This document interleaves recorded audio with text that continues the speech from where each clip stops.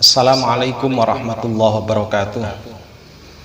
Bismillah, alhamdulillah, wassalatu wassalamu ala sayyidina rasulillah Maulana Muhammad bin Abdillah wa ala alihi wa sahbihi wa mawalah, amma ba'du. Para sahabat sekalian, dimana saja Anda berada, kembali kita ketemu di tongkrongan Gebuk Faedah. Semoga kesempatan yang singkat ini bisa bermanfaat buat kita semua, bisa menambah wawasan dan keilmuan bagi kita semua. Para sahabat, masyarakat kita, masyarakat Indonesia itu merupakan masyarakat yang sudah terkenal tolong menolong sejak dulu, bahkan sejak sebelum kemerdekaan, bahkan sejak nenek moyang kita itu sudah terkenal tolong menolong. Adanya adat, misalkan pindah rumah, terus kemudian gotong royong mengangkat rumah, memindahkan. Terus kemudian kalau misalkan ada tetangga yang meninggal, kita ikut takziah dengan membawa sesuatu yang bisa dimanfaatkan oleh keluarga yang sedang mengalami musibah, dan masih banyak lagi. Termasuk misalkan kebudayaan yang ada di kita, misalnya kebudayaan buwuh itu membawa sesuatu, membawa uang yang dibawa ke keluarga yang punya hajat, yang digunakan untuk membantu.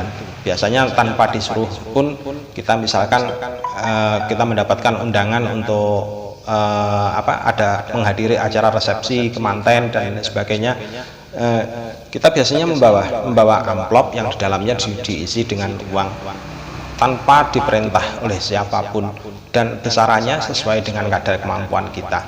Para sahabat, itu semua sebenarnya adalah sebuah identitas dan sekaligus merupakan tradisi bagi kita, ya, tradisi yang turun-temurun dan merupakan tradisi yang sangat baik, termasuk adat mutorid kalau dalam teks syariatnya semacam itu.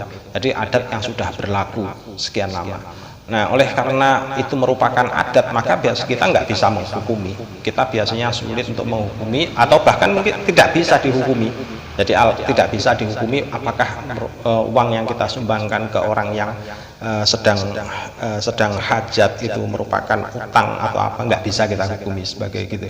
Tapi itu merupakan betul-betul sebagai dana tabarruk.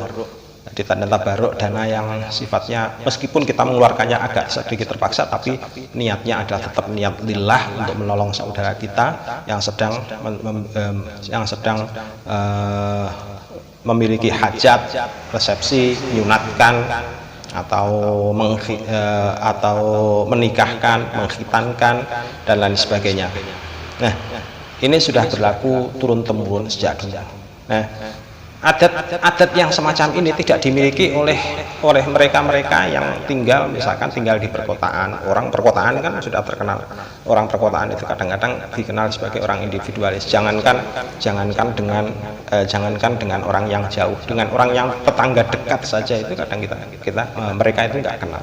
Dengan tetangga yang nempel dengan rumahnya itu saja kadang-kadang mereka ini nggak kenal.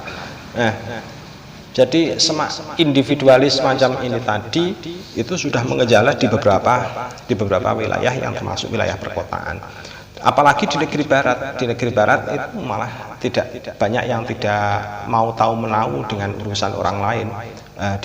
Urusanku ya urusanku, urusanmu ya urusanmu. Jadi banyak sekali hal-hal yang semacam itu dan berlaku di masyarakat lain, dan itu tidak terjadi di masyarakat kita. Para sahabat, karena mereka tidak memiliki budaya semacam itu, tidak memiliki budaya gotong royong semacam itu, tidak memiliki budaya semacam yang ada di Indonesia, tidak memiliki budaya semacam yang digariskan oleh syariat, misalkan adat takziah dengan membawa sesuatu kepada keluarga korban. Karena tidak ada adat seperti itu, makanya kemudian banyak kalangan-kalangan dari mereka itu yang dari kalangan barat itu yang kemudian berusaha untuk membentuk sebuah organisasi semacam asuransi dan lain sebagainya. Tujuannya untuk apa? Takaful sebenarnya. Jadi tujuannya untuk takaful. Takaful itu ya saling menanggung beban, saling membantu bagi orang yang sedang tertimpa sebuah risiko. Nah, ini kemudian disistemkan sehingga membentuk sebuah lembaga yang dinamakan sebagai lembaga jasa asuransi. Jadi ini keunggulan kita, ya.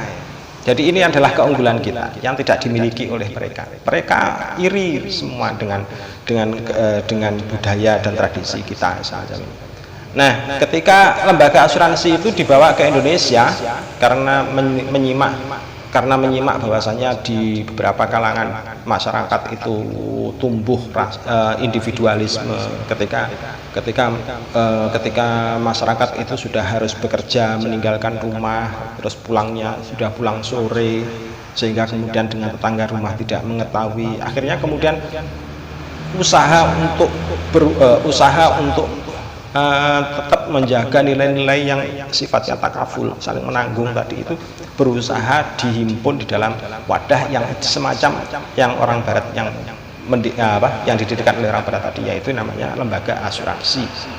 Jadi lembaga asuransi ini secara hajat adalah merupakan kebutuhan bagi masyarakat perkotaan khususnya. Kalau masyarakat pedesaan nggak ada yang berpikir masalah, nggak ada yang berpikir masalah asuransi. Jangankan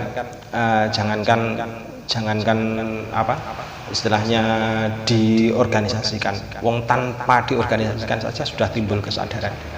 Untuk itu para sahabat, kita sebagai generasi penerus tentunya wajib untuk menjaga nilai-nilai semacam ini, menjaga nilai-nilai yang